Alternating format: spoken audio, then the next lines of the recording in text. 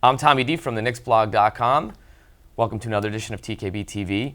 We're going to talk some bird rights, and now that the draft is done, some roster decisions moving forward. And the two people who I would enjoy not talking about it most, obviously, Brian Geltzeiler, who's on the phone with us. What's up, B?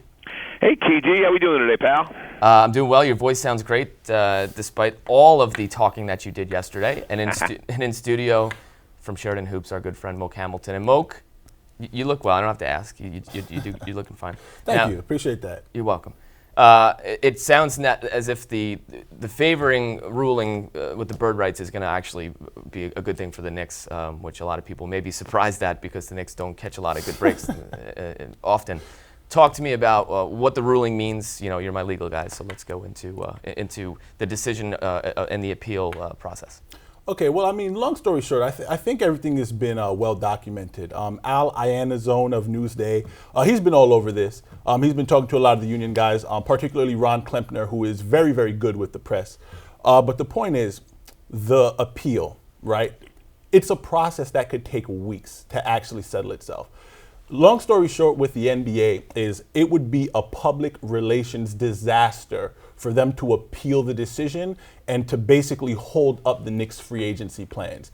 If they were to make an appeal, the question then becomes, well, what would the Knicks do in the interim? Would they be able to make moves? Well, probably not, because how do you go out there and try to woo Steve Nash or Lamar Odom if he doesn't get traded to the Clippers? Or Ray Allen with your mid-level if you don't even know if you're going to have a mid-level. For the Knicks, the number one priority is Jeremy Lin. So the fact that this thing is probably going to get settled either today or tomorrow is great news for Knicks fans. And Brian, from a PR perspective, David Stern certainly felt the wrath of the fans in Newark at the draft yesterday, getting booed as soon as he came out on the podium and every time afterwards. The Knicks now have an opportunity to add pieces to the roster. There's a hard cap that they're going to have to deal with. What do you see them doing here as other teams are getting better? We mentioned the Celtics and the 76ers improving themselves in the draft. How do the Knicks do that moving forward? I think it's going to be hard, Tommy. You know, it would surprise me to see the Knicks roster next season look much different than it looked this season, besides the fact that you would hope it's going to be healthier. You know, one of the reasons the Knicks drafted a player they could stash in Kostas Papanikolaou last night, who is a good player, by the way. He just is not a guy that's going to be coming to the United States to play basketball anytime soon, is because they're so close to that number that Moke's talking about, that $74 million hard cap number for them, that they're not going to want to go above, that they're not going to be able to add any appreciable players. Now, could they make a deal to offload some salary? Possibly, but where do you do that? I don't. Amari Stoudemire is not a guy that's going to be all that marketable out there. I'm not sure they want to trade Chandler or Anthony. That's their core. I see pretty much the Knicks going to be coming back with a very similar group to what they ended the season with. And Moke, that's a little frightening for me, because you have some pieces here who are D'Antoni pieces, and you have pieces that are not Carmelo Anthony pieces. So I think if they don't make any major changes, then you're going to have a real. I mean, we get the training camp, and they can add a couple of guys, maybe some toughness, free agency or whatever. But they really, I mean, a guy like Landry Fields, to me, I'm not sure he's a fit for this roster. Do they try to move a guy like Fields or maybe a Tony Douglas? Well, I think if you're Glenn Grunwald, you're going to kick the tires on everything. You're going to try everything to improve the team. As far as, let me just say this about Papanikolaou. So whenever he scores in the Garden, are they going to play like B.I.G.? Love it when you call me Big Papa? I don't know. If he ever gets them. If he ever gets there. But I actually, we should mark this, because you and I don't disagree very often. But I actually disagree.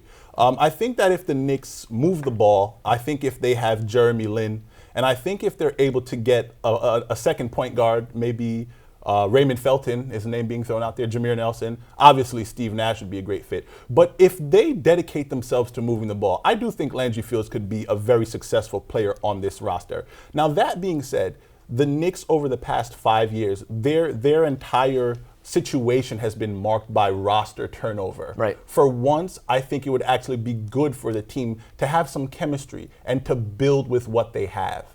So I mean, if I'm Glenn Grunwald, I'd probably try to patch a couple of holes, maybe get a big that could spell Amari and Chandler in the front court. Lamar Odom would be perfect. And I would probably try to find another point guard that could move the ball and distribute a little bit.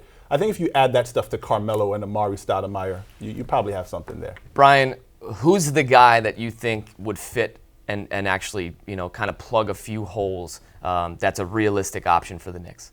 Well, I mean, here's the thing. I think the Knicks need a reserve big player. I'm not particularly sold on Josh Harrelson filling that role all that capably. I think Moke makes a good point with Lamar Odom. It's just Lamar Odom's about to get traded to the Clippers. He still could be available because the Clippers could exercise that $2.5 million buyout. It helps them get out from under Mo Williams' salary in doing that deal. So I'm not convinced the Clippers are trading for Lamar to keep Lamar, and that would put him in play for the Knicks. Otherwise, I'd be looking at a point guard to add to Jeremy Lin. I will tell you guys, bringing Ray Felton back is not a bad idea. It may liven up Amari's game again.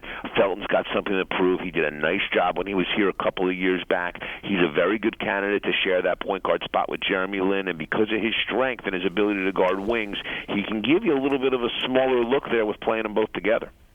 And somebody who's not bitter about how he left New York, he would definitely welcome a situation coming back. Quick thing, just to throw something in there. What's going to be really, really interesting about this offseason is that this is going to be the first offseason since the new collective bargaining agreement. I personally think that both Felton and Jameer Nelson are outside of the Knicks' price range, but it's going to be very interesting to see what the market dictates for those guys in the new economic era that this summer is going to bring. Whatever happens, we're going to be here to talk about it. Great job, Moke.